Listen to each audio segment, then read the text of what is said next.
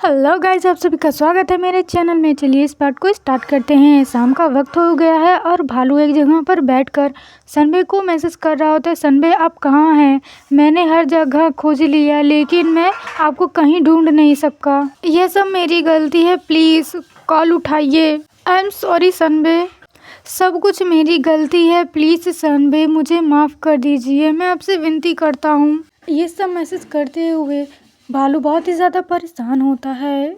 तभी उसे आवाज़ सुनाई देती है, ओ बस एक बार प्लीज़। फिर उसे सनबे की आवाज़ सुनाई देती है, आप किस बारे में बात कर रहे हैं? मैं तो पहले से ही अपनी ग्रेजुएशन थीसिस लिखने में बिज़ी हूँ।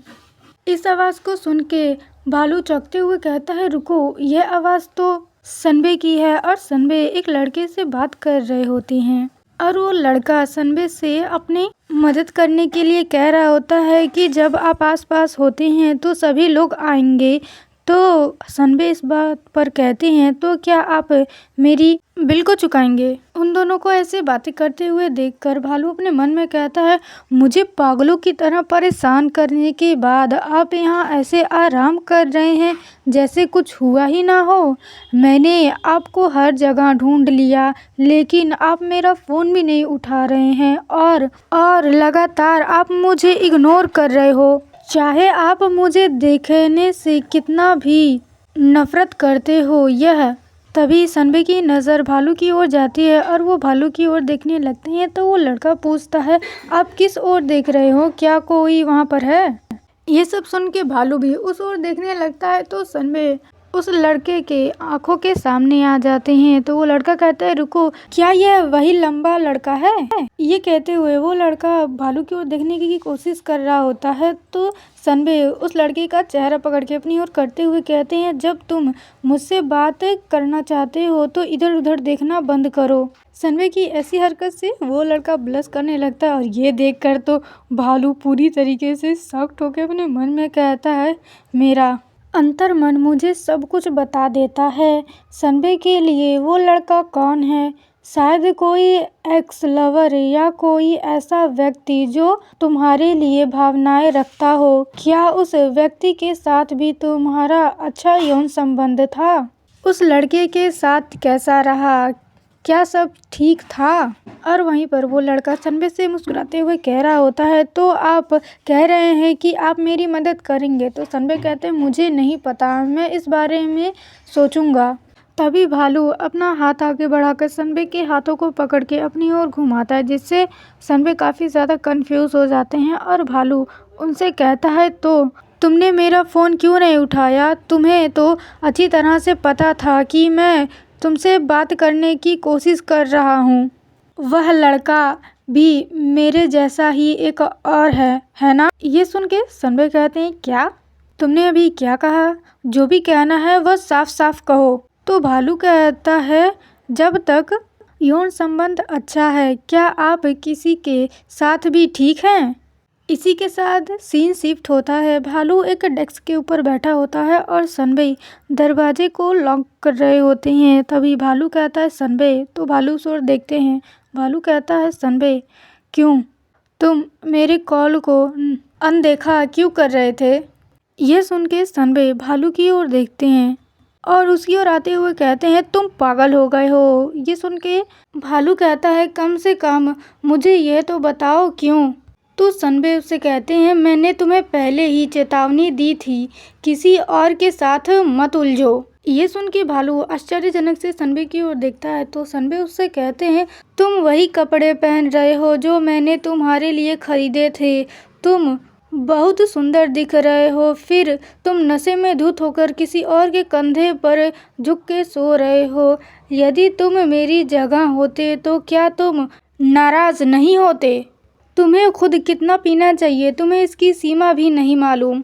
ये सब सुनते हुए भालू सनबे की ओर देख रहा होता है। तो सनबे अपने कंधे को हिलाते हुए कहते हैं, और तुम बहुत भारी भी हो, तुम्हें उठाते हुए मैं लगभग मर ही गया था। ये सब सुन के भालू अपने सर पकड़ के कहता है, आह, मुझे सचमुच बहुत अफसोस है, मैंने पूरी तरह से गड़बड़ कर दी। तो सनबे कहते हैं, मैंने तुमसे कहा था कि तुम किसके साथ घूमते हो इस बारे में सावधान रहो। तुम यह भी ठीक से नहीं कर सकते, लेकिन तुम बाहर जाकर हर किसी को देखकर मुस्कुराते हो और उनसे चिपकते हो।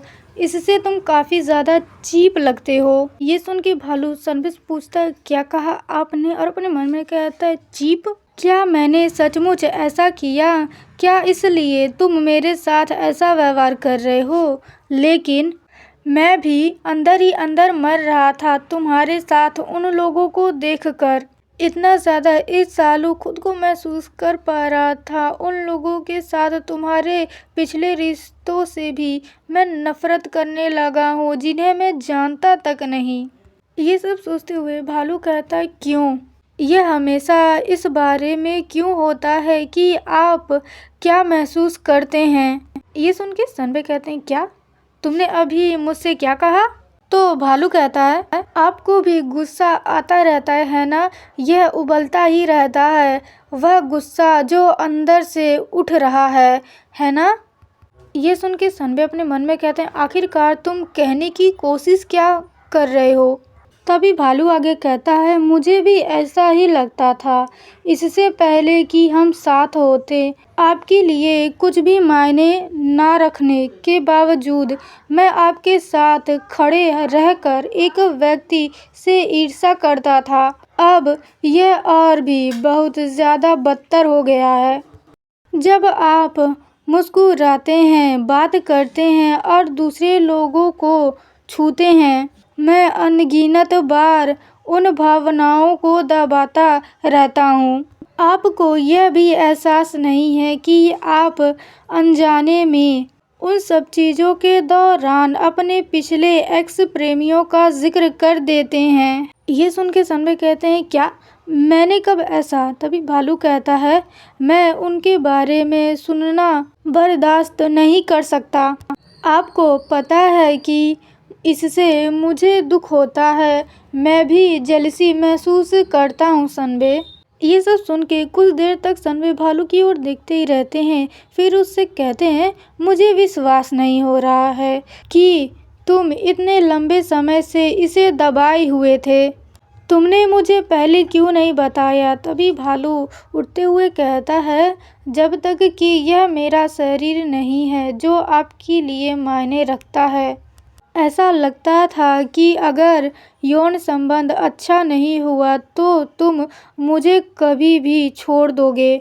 इसलिए मुझे डर था कि तुम मुझसे थक जाओगे। लेकिन मैंने ये सहन किया क्योंकि मुझे तुम्हारी परवाह है। मैं सब कुछ स्वीकार करने को तैयार था अगर इसका मतलब तुम्हें पाना हो। ये सब सुन के सनबे बहुत ही ज़्यादा हैरान होते हैं। तभी भालू अपना हाथ सनबे की ओर बढ़ाते हुए उनसे कहता है, क्या आप जानते हैं कि मैं इतना असुरक्षित क्यों महसूस करता था? क्योंकि तुमने मुझे कभी नहीं बताया कि तुम मुझसे प्यार करते हो, एक बार भी नहीं। ये कहते हुए भालू सनबे की कमर को पकड़ता है। इसलिए मुझे नहीं पता कि क्या सचमुच आपके मन में मेरे लिए कोई भावनाएं हैं। आपको बस किसी ऐसे व्यक्ति की ज़रूरत है जो यौन रूप से अनुकूल हो, है ना? वह पहले वाला लड़का, क्या उसके साथ भी यही बात नहीं थी? ये सुन के सनबे भालू को खुद से दूर करते हुए कहते हैं, हे, यह बकवास मैं कब से काफ़ी समय से सुन रहा हूँ। मैं इसे अब और बर्दाश्त नहीं कर सकता। अगर तुम पागलों जैसी बातें करते रहोगे तो अपना दिमाग जाके साफ करो। ये कह के सनबे दरवाजे के पास जाके कहते हैं, चलो हम दोनों शांत हो जाएं और बाद में इस बारे में बात करेंगे। मैं भी कुछ सोचना चाहता हूँ। यह कह के सनबे जैसे ही दरवाज़ा खोलने जाते हैं तभी भालू कहता है, क्या तुम उस आदमी के साथ सोए थे? ये सुन के सनबे वहीं पर रुककर अपने मन में गुस्से से कहते हैं, तुम छोटे कमीने। तभी भालू सनबे को उस दरवाजे से पिन करते हुए कहता है, मुझे जवाब दो। बहुत ही छोटी सी चीज़ है, बिल्कुल आपके टाइप का। इसलिए किसी और के साथ भी शारीरिक संबंध मत बनाइए। मैं एकमात्र व्यक्ति हूँ जो आपको ऐसा महसूस करा सकता है। ये कहते हुए भालू सनबे के चेस्ट को छूते हुए कहता है, आप मेरे पीछे आए, आपको प्लेजर के कारण मौन कर रहे थे, आप कई बार मेरे पीछे आए। मुझे बताओ कि आप मुझे पसंद करते हो, मुझे यह सुनना है सनबे। भालू की ऐसी हरकतें देखकर सनबे अपने मन में कहते हैं, सच में इसने हद पार कर दी। तभी सनबे अपनी कोहनी से भालू को मारते हैं, जिसकी वजह से उसके नाक से खून जमीन पर गिरने लगता है और सनबे उससे गुस्से में कहते हैं, तुम कमीने बदमाश, क्या मुझे तुम्हें सचमुच यह बात जोर से कहनी होगी?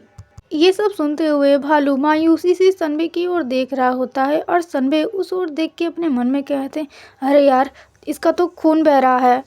तभी भालू अपने नाक से खून को पोंछते हुए कहता है, तो फिर मुझे कैसे पता चलेगा? तो आप मुझे जवाब नहीं देंगे?